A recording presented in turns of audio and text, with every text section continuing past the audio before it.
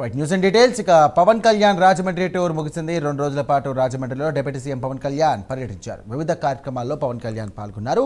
ఇక గోదావరి పుష్కరాల ఏర్పాట్లను కూడా పరిశీలించారు. గోదావరి నదిని అధికారులతో కలిసి పరిశీలించారు. అనంతరం గోదావరి పుష్కరాల ఏర్పాటుపై సమీక్షా సమావేశాన్ని నిర్వహించారు పవన్ కళ్యాణ్. జనసేన పార్టీ సమావేశంలో భాగంగా పవన్ కళ్యాణ్ పాల్గొన్నారు.